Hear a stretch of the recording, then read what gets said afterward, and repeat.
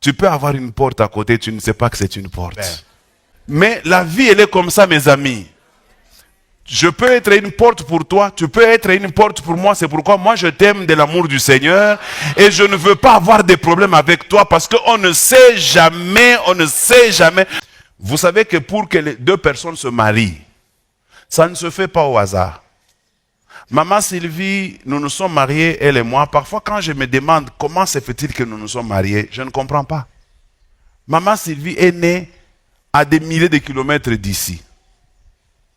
Comment elle est sortie de là pour venir ici? Est-ce qu'ici, il n'y avait pas d'autres femmes? Est-ce que quand elle est arrivée ici, je n'avais pas d'autres copines? Vous voulez dire que toutes les copines que j'avais, la maman Sylvie les dépassait? Dieu est un artisan. C'est qu'il crée une situation quelque part là à Kamina. Une jeune fille qui était dans le désespoir, qui ne savait pas qui allait l'épouser. Là, à Lodébar, il l'attire, il l'amène à Lubumbashi, et il trouve un jeune homme qui a un avenir pastoral.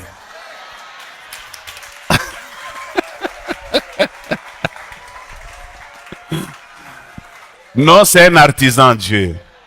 Et puis, vous savez comment il a fait? De Kamina, il l'amène sur mon avenue.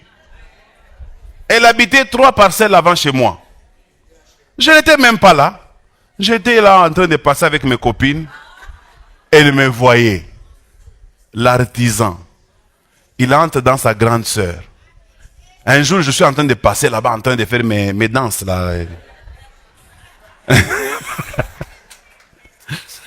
Alors sa grande sœur apparaît et elle dit, voyou. Elle pense qu'elle est en train de l'éloigner de moi, mais Dieu est en train de profiter pour créer une curiosité en elle. Pendant que moi je ne m'intéresse pas à elle, un jour je suis chez moi, j'entends mon père et ma mère en train de parler de Sylvie. Mon père qui dit à ma mère, on en a le café qu'on a pita cap. Qu'on a pita mbio. Directement, ça crée quelque chose en moi. Et puis un jour, elle passe. C'est mon père qui dit, ma mère s'appelait Marlou. Hein? Marlouise. Kowaka. Je sors aussi pour voir, c'est maman Sylvie qui passe. Ah bon? Bon, elle croit quand même dans la forme. Hein? Avec l'âge. Avec l'âge, c'est parti. Alors je regarde comme ça, je dis waouh! Et puis ça a commencé. Ça a commencé.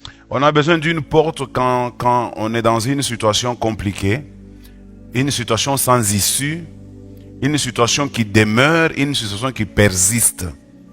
Je voudrais parler aujourd'hui à quelqu'un qui est dans une situation dans laquelle il ne voit pas d'issue de sortie. Il est en train de s'enfoncer. Et il s'est dit, je suis fini. Mais le vœu de mon cœur et ma prière ce matin, c'est que l'Éternel t'ouvre une porte afin que tu puisses sortir. Parce que la porte a pour mission l'entrée et la sortie. Alors, le diable, dans sa façon de faire les choses, il nous met parfois, et le plus souvent d'ailleurs, dans des conditions telles qu'il nous enferme. Il nous enferme. C'est comme ça, plusieurs d'entre nous sont prisonniers d'une manière ou d'une autre, quelque part. Alors, ce message te concerne parce que je voudrais, à la fin de cette prédication, que là où le diable t'a enfermé, que Dieu vienne te délivrer au nom de Jésus.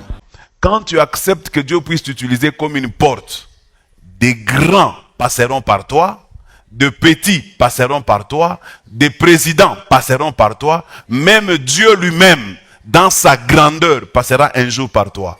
Quel privilège que Dieu puisse passer par moi. Tout Dieu qu'il est, il accepte de passer par moi. Ici, il a accepté de passer par Corneille.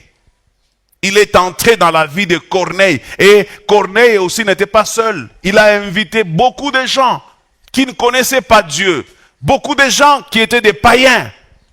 Et quand Pierre est arrivé, oh, Dieu, il est bon, je l'aime beaucoup. Parce que il a orchestré les choses. C'est pourquoi je dis c'est un artisan. Il a créé en Corneille l'apparition d'un ange. Il va chez Pierre, il lui montre une vision. Regarde comment Dieu fait les choses. Il montre une vision à Pierre avec la natte qui descend pour lui dire ne déclare pas impur ce que moi j'ai déclaré pur. Parce que Pierre savait que les gentils, les nations, les païens sont impurs et que l'évangile ne les concerne pas. Mais Dieu lui dit non, non, non.